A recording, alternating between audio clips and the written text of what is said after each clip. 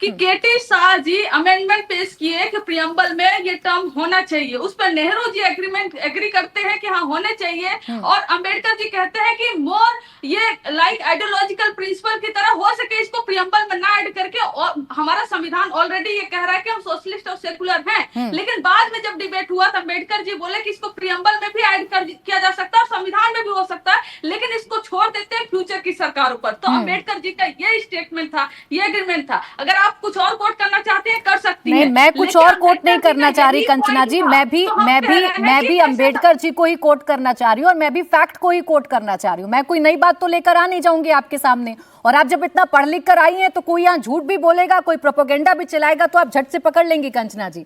जहां तक मेरी जानकारी है, अंबेडकर जी ने यही कहा था कि ऐसे विशिष्ट शब्दों को सम्मिलित नहीं किया जाना चाहिए। हमारे संविधान में जब पहले से ही राइट टू रिलीजियस है, फ्रीडम टू रिलीजियस है, फ्रीडम टू रिलीजन है, तो ऐसे विशिष्ट शब्दों को सम्मिलित नहीं किया जाना चाहिए। अब या तो उस वक्त जो कॉन्स्टिट्यूएंट असेंबली में लोग शामिल थे वो नहीं समझ पा रहे थे, या इंदिरा जी की समझ ज्यादा थी। इतना समझा दीजिए।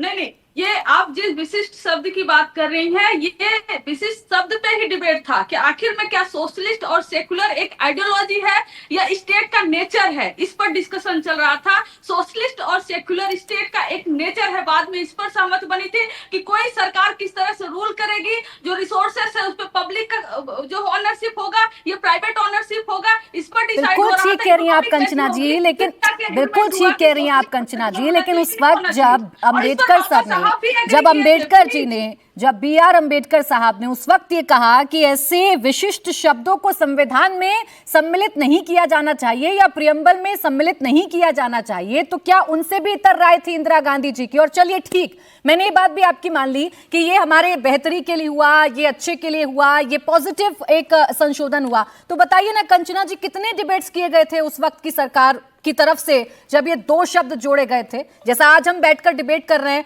बताइए कितने डिबेट्स किए गए थे उस वक्त सरकार की तरफ से? अगर आप ये सवाल पूछ रही हैं, I totally agree with you, क्या आप ये सवाल कर रही हैं, लेकिन इसके पीछे जो मांग थी 1946 से थी कि सेकुलर और सोशलिस्ट टर्म स्टेट का नेचर होता है, जबकि आइडियोलॉजी नहीं। ये स्टेट कैसे गवर्न करेगी, पब्लिक कैसे ऑपरेट करेगी, और कैसी इकोनॉमी होगी हमारी, कैसी इनइक्वालिटी को खत्म कर दी जाएगी, ये एक नेचर को दर्शाता है और इसीलिए प्रियम्बल में ऐड किया गया।